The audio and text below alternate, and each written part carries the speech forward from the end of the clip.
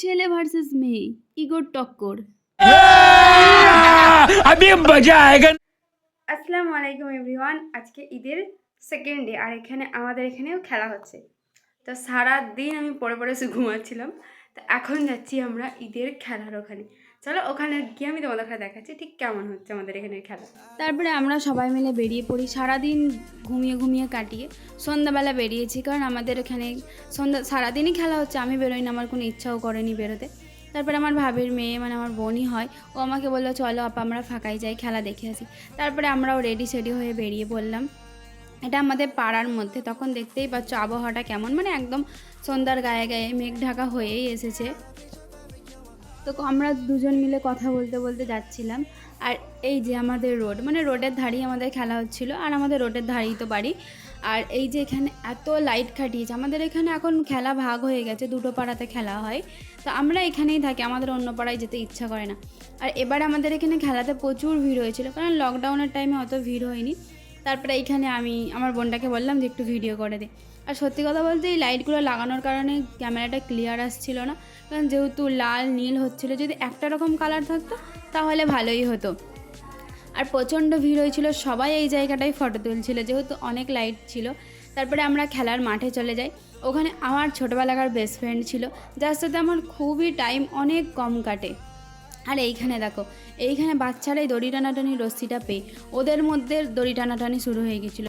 ছেলে ভার্সেস মেয়ে মানে ইগোর টক্কর, ছেলেরা হারবে না মেয়েরা হারবে। এখানে ছেলে আর মেয়ে দুজনাই সমান পক্ষ বারবার টানা হিজড়া করছিল, কখনো মেয়েরা হেরে যাচ্ছিলো, কখনো ছেলেরা। আর সেইটা দেখে আমরা বড়রা প্রচুর এনজয় করছিলাম।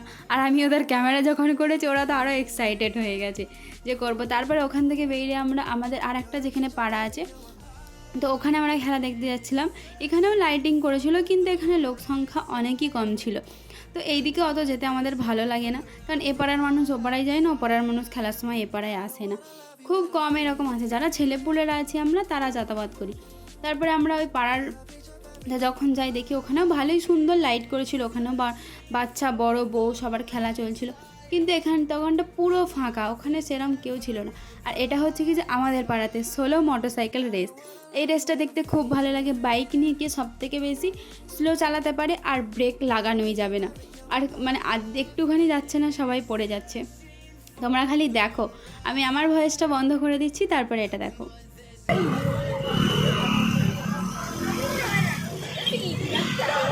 দর্শকদের হাত তালি সুন্দর হচ্ছে।